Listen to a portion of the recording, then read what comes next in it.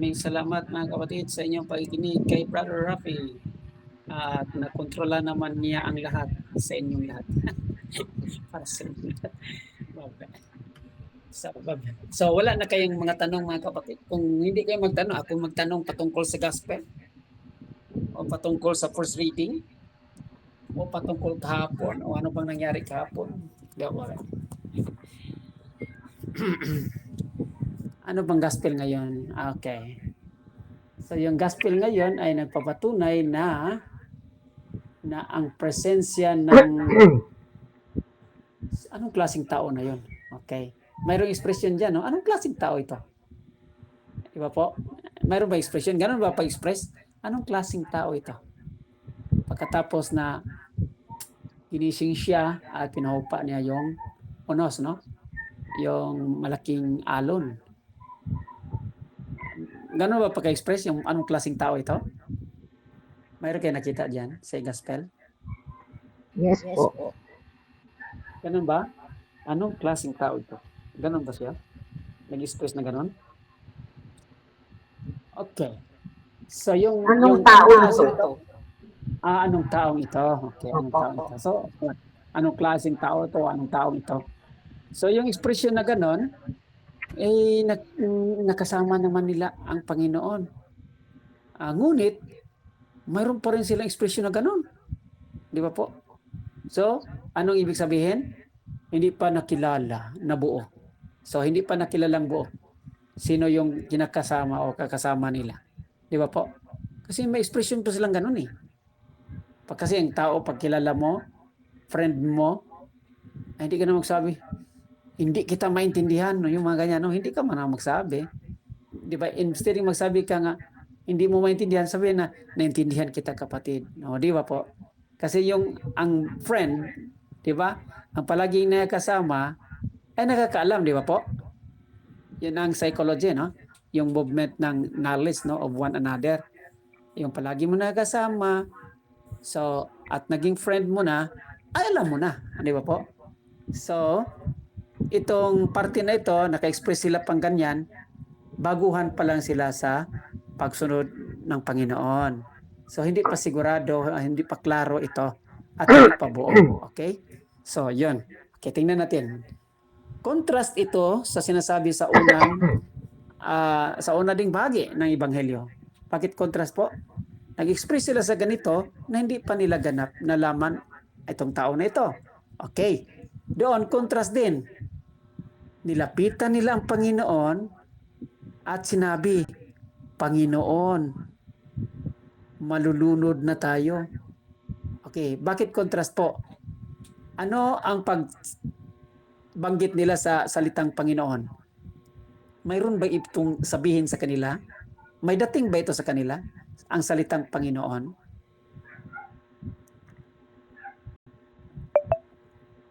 May dating ba rin ito sa atin? Okay. Ang dating dito sa atin, anong dating dito pag magtawag tayo ng Panginoon? Dapat po natitiwala tayo sa Panginoon. Tinatawag ng Panginoon eh. Yes, okay. Ganun sana, di ba? Ganun sana. Okay. Pero, ngunit sa kapanahonan na ito, sinambit lang nilang Panginoon kasi nakita na kasi nilang previous nga mga himala, mayroong miracle ito, mayroong kapangyarihan. Okay. Pero hindi pa rin nila sigurado anong klaseng Panginoon din ito. No? Makapangyarihan nga, bigay himala, pero hindi din sila sigurado kung talagang ito ba talaga ang Mesiyas, anak ng Diyos at Diyos. Okay. Okay. So, alanganin pa rin. Kasi bakit? Para hindi magka-contrast sa sinasabing anong klaseng taong ito o anong taong ito. Okay? So, puro alanganin po sa sitwasyon na ito sa mga apostoles. Okay? Kahit na binanggit nilang Panginoon. Ang tanong, balik sa ating kalagayan, sa ating paglalakbay, pagsasagwad, okay, sa maraming unos, bagyo, problema sa ating buhay, pag binanggit o babanggitin natin, Panginoon, tulungan mo ako. Okay? Bakit ka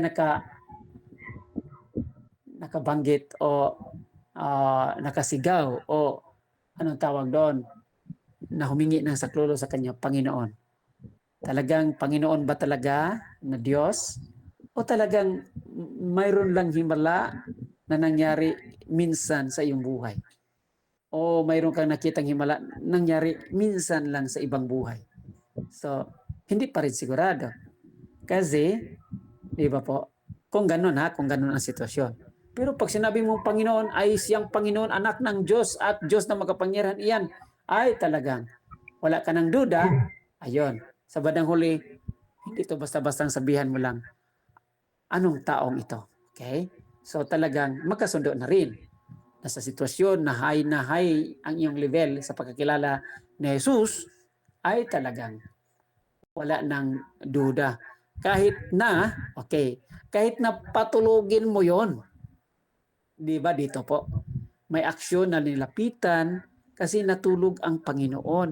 So ibig sabihin, tao nga lang talaga ang isip nila kay Jesus, natural. Kasi ang tao ay natutulog, ang tao nagpahinga, ang taong may, anong tawag doon? May pagkapagod, tao iyan. Pero sa atin pong tingin, kasi hindi lang tao siya. Okay? So, ang katuruan po dito sa ating ebanghelyo ay ipinapatindi din na kilalanin natin ang Diyos. Jesus, Diyos, Jesus, hindi yung Ama, hindi yung Espiritu Santo. Kilalanin natin ang Diyos, Jesus, na siyang Panginoon ng ating buhay. Ano yung Panginoon? Hindi lang nga makapangyarihan o nagbigay ng himala, kundi siya ang Diyos ng ating buhay na pinadala ng Diyos Ama para sa atin. Sa makatuwid, so talagang wala nang pag-alangan. Okay? Wala nang pagdududa. So, kahit na natutulog ang Diyos, anong ibig sabihin mga kapatid? Natutulog ba talaga ang Diyos? Parang hindi po naman. Okay. So, ganito yon. At ganyan yan. Okay. Kahit na sa kanta yon, natutulog ba ang Diyos? Okay. Kahit na natutulog ang Diyos, kasama mo ang Diyos lagi, natutulog man siya o hindi siya umimik, hayaan natin siya. Kasi siya ang una nakakita at hindi niya tayo iiwanan. Amen? So, hindi na kailangan gisingin kung malakas ang iyong panampalataya. Kaya nga sa ekspresyon, mahina ang iyong panampalataya. Hindi ba niyo alam, kasama niyo ang Panginoon? Kahit natulog yon, walang problema. Malulunod kayo kaysa ng Panginoon. Amen po. Talaga, no? Matindi, no? So, ang lahat ng babaligtad na ekspresyon sa ating gospel, pag subaybayan mo na at papalakasin mo at itaas, ayun po. Tunay na yun. Na sa ating panampalataya na i-level up natin, itaas natin, na kahit na natulog ang Diyos, umukhang natutulog ang Diyos. Hayaan natin ang Diyos. Kitang-kita niya tayo. Kaya nga sinasabi, kitang-kita naman tayo ng Diyos kung anong pangailangan natin. Gumawa ka na lang ng matuwid, magdasal, walang problema. Huwag ka nang mag-alala kasi alam ng Diyos ang inyong kalagayan. So, ganun po. So, matindi. But anyway, so lahat na ito ay yun lang ang sinasabi natin na ganun po ang ebanghelyo. O ano naman ang nangyari sa first reading? Ang first reading po, ay nandoon yung salitang panunumbat. Nandiyon ba? Nakita ba sa first reading? Ang salitang panunumbat. Nanumbat bang Diyos? Kita niyo? Sa first reading po. Wala sino nagbasa sa first reading. Mayroon bang salitang nabigkas na panumbat ng Diyos?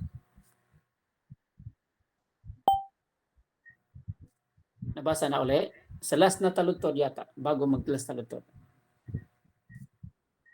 Tingnan nyo.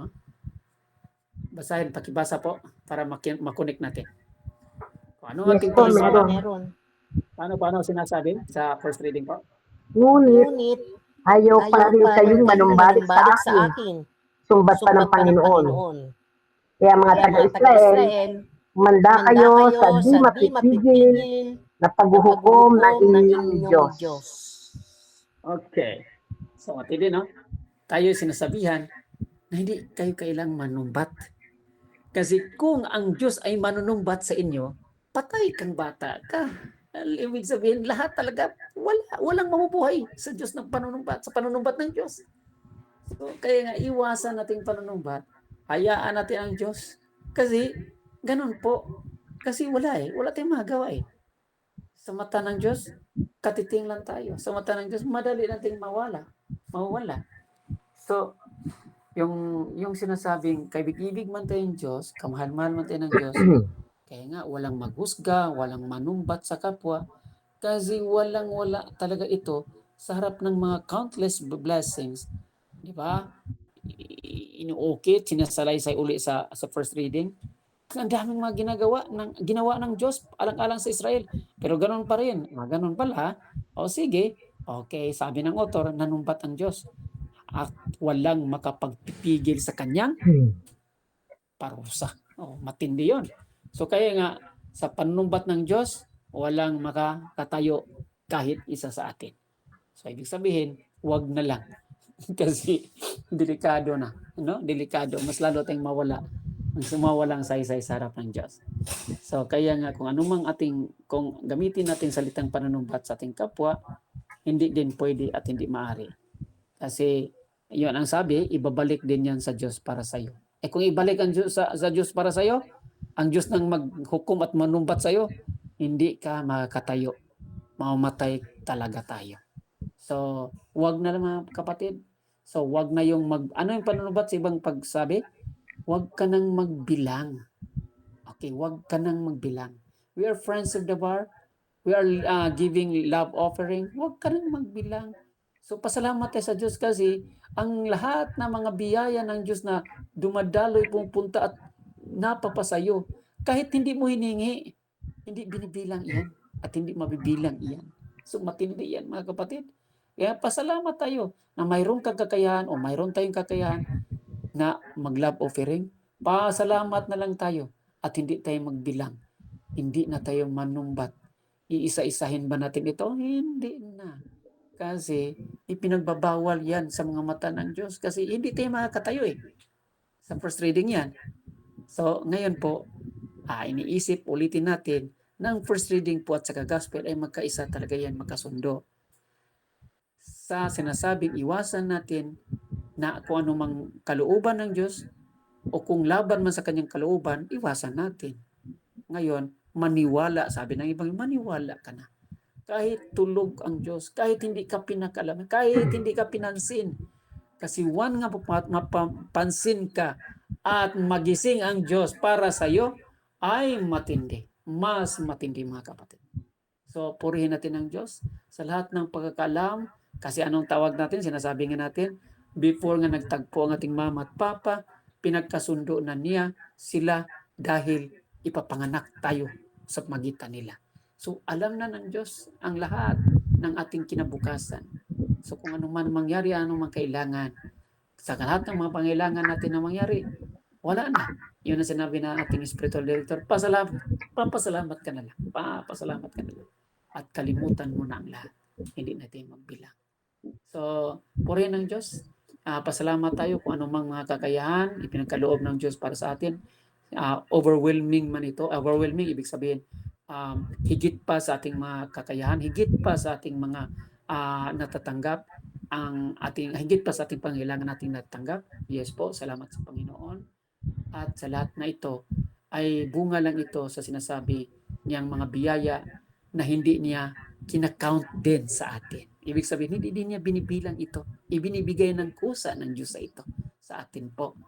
Imagine, yung sinabing siksik, liglig at umaapaw, ibig sabihin, hindi pinakailaman ng Diyos at hindi binibilang niya ang para sa iyo at para lang sa iyo. Di ba? Imagine po. So kaya nga, dahil siksik, liglig at umaapaw ito, ay kaya nga nag-love offering tayo, di ba po? O nag-love offering ikaw. Kasi may kakayahan kang natanggap more than that from God, from the loving God. So matindi, no?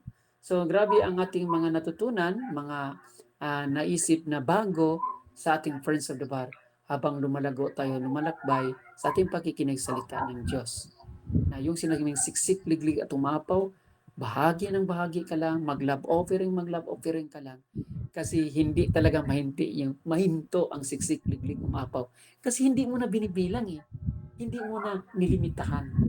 Ang sinasabing ang sukat na iyong susukatin sa harap ng iyong kapwa o sa harap ng Diyos, susukatin balik sa Diyos, o di, wag na lang, no? Ibig sabihin, wag na lang. So, kasi ang Diyos din ay hindi sumusukat. Binigyan niyang luwang at matagumpay at magpapadaloy pang abundante ang mga biyaya para sa iyo. At kasi siksik, liglig at umapaw yan, ay alam mo na bilang responsible person sa mga biyaya kaloob ng Diyos na mayroon ka, ang siksik, liglig, umapaw ay hindi masasayang na tatagos at uhulog na lang mula sa iyong kamay diyan sa daan na hindi magbubunga kasi hindi maabot sa kampo. Purihin natin ang Diyos, mga kapatid, sa lahat ng mga realization nito. Salamat sa lahat ng inyong mga pagtulong at pagtatagumpay kaisa kayo sa ating principle. Maraming salamat po. Amen. Salamat po, Brother Ike. Mga kapatid, may katanungan pa po ba?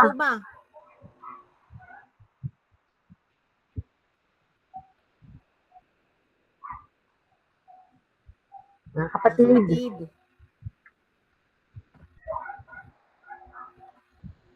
Kaya nga, Brother Ike, yung bagyo ay dumarating kahit kasama natin sa Amen po, no? Yes po. Ang ganda ng kasasabi. Kasi kahit wala kang Diyos, kahit wala kang Diyos, may bagyo ka pa rin. Ito yung maganda, no? Bagyo, unos, lalabanan mo pa rin. Kahit wala kang Diyos. Ang ganda kasi may Diyos ka. O di ba? Mas lalo ngayon mas lalo ngayon malalabanan natin. Hindi ka nag-isa. Hindi ba po? Kasi may pananampalataya tayo. May Diyos tayo eh. Ay yung walang Diyos, ay yung mangyari yon, yung sinabi kong walang guidance, kung walang mga spiritual director, kung wala dyan Sister Helen, yun, narinig natin, kung hindi siya katuwang sa kanyang kasama, ay talagang mahirapan. Parang babagyuhin lang talaga yan. So, maganda yun, no? Yung sinasabing, nandyan kasama natin ang Diyos. At kasama mo yung kapwa na tumutulong, mag-psychology, mag-spirituality sasama sa iyo, at makatulong ka pa rin kasi instrumento ka ng Diyos para sa Kanya. Sister Helen, salamat Sister Helen sa iyong sharing. Okay? Kasi ganun po. Kung siya ay nag-isip na negatibo, ikaw ay nag-isip positibo. Kung ikaw nag-isip na may Diyos, maraming nag-isip na walang Diyos. Kaya kakaiba ang dating kasi binabagyo tayo, pero masaya tayo habang sila ay na-depress. Di ba po? Kakaiba, di ba? Ang dating, di ba? Kaya nga kakaiba talaga ng may Diyos. Kaya nga si Father Bonnie sabi niya, ay masaya kayo kasi nandyan tayo eh. Nandyan natin sa Diyos. Kung wala kang Diyos, ganun pa rin eh. Mayroon kang mga pagsubok. Pero pangit ang mga resulta. Talagang didilim ang iyong paningin at ma-depress ka. O, di ba? Pero ang Kristiyano, ay masaya ang Kristiyano. Kasi kakaiba na, kasi may dimension because you have God with you. And we have your brother and sister with you to pray for you. Di ba naalala natin kapon? Di ba po? Nahuli, di ba, kapistahan ng San Pablo kapon, di ba po? Si San Pedro sa Acts chapter 12, 1-11, di ba naalala nyo? Habang inuli siya at paparusahan na sa kinabukasan, di ba po? May maraming nagdasal para sa kanya. O di ba? Yung spiritual warrior. O di ba? Kung hindi man spiritual warrior yan, kasama mo ay nagdasal para sa iyo. At kasama ka para sa iyong kapwa ng nangangailangan. Instrumento po kayo. Kasi kakaiba no, na may kasama. Kasamang magdasal.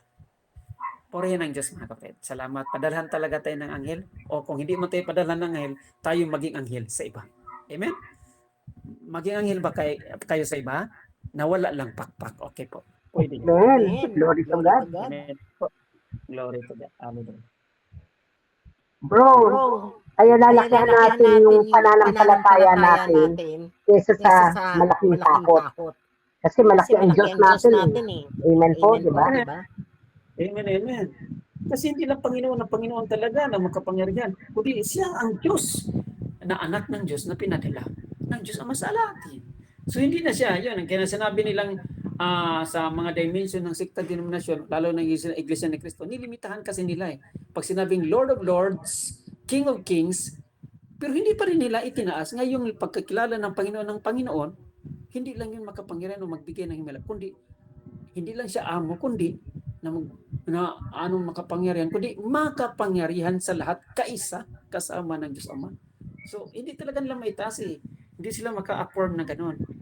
Pero sa atin, pag sinabi Lord of Lords, King of Kings, kaisa at kasama ng Ama, magkapareho, magkapantay, makapangyarihan sa lahat. Si Jesus, ang Ama at ang banal na Espiritu Santo. So matindi, no? So malaki, malawak ang sakop ng sinasabi nating Panginoon, Panginoon. O, di ba? Panginoon, Panginoon. Di ba? Nalala niyo yung gospel? Kung sinong gumagamit na Panginoon, Panginoon, nagpapalayas kami ng demonyo, nagpahayag kami ng salita ng Diyos. Ngunit, ang panampalataya ay hindi isinagawa.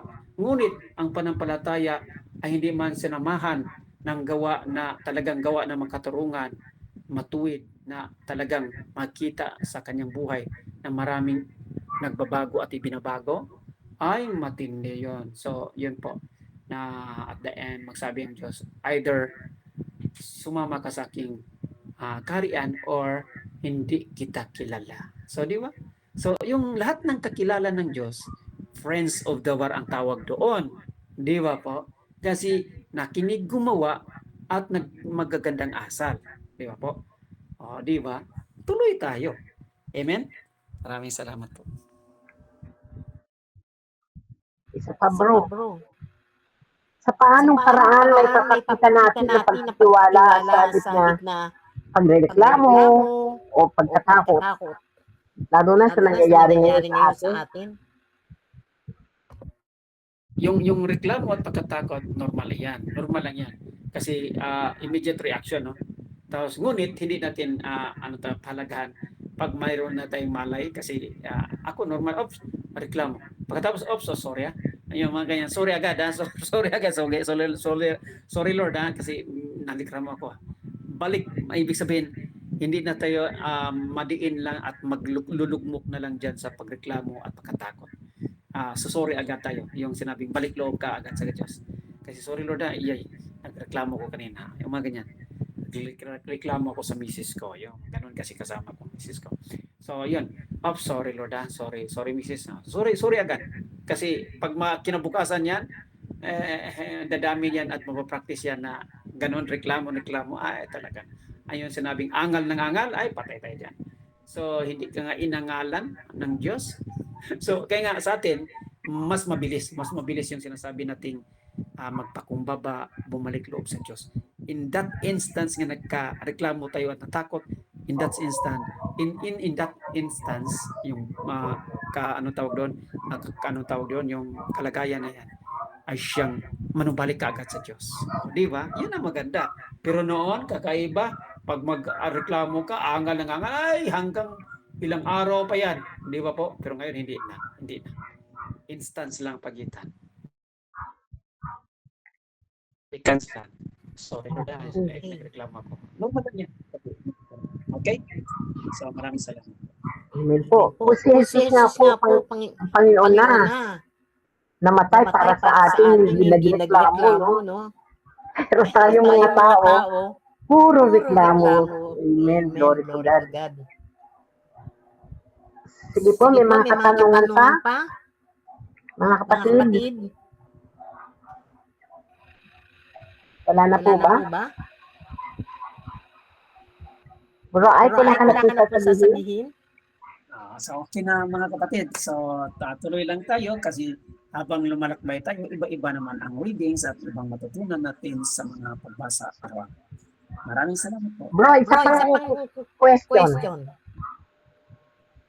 Pag ano daw po, pag ikaw ay palagi mo sinasabi yung problema mo, yung mga negative, the more na negative daw ang mararanasan mo. Totoo po ba yun?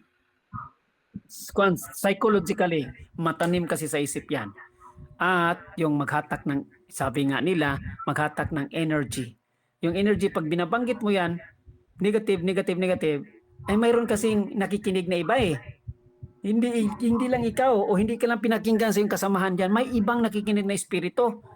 O mas lalo, yung sinasabi lang negative, at yung may energy na makahango dyan, yung harmonizing the energy, hindi lang energy ng ano yan, yung wind yan o kung sino man. Espiritu ng energy ng kadiliman. So, wag po. Yun. Kaya kung yun ang sinasabing psychology-wise, ibig sabihin, kung matindi ang demonyo sa pagiging ahas niya, pagiging tuso niya, ay Kristiyano, ganun ka rin.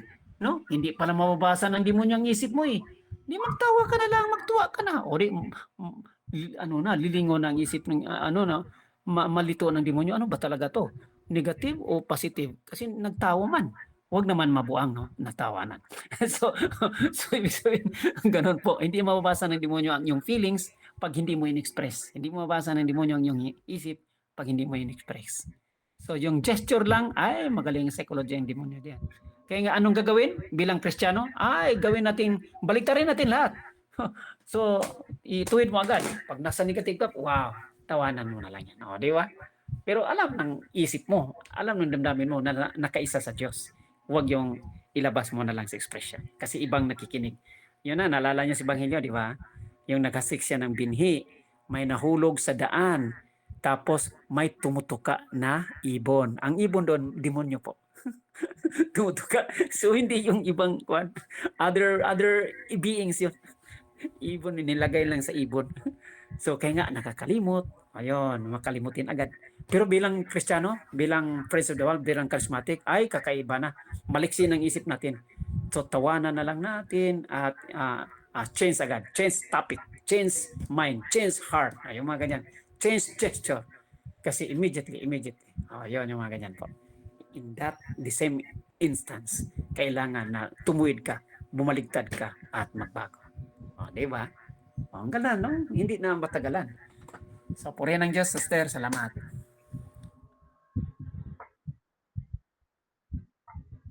Huwag mag-negative.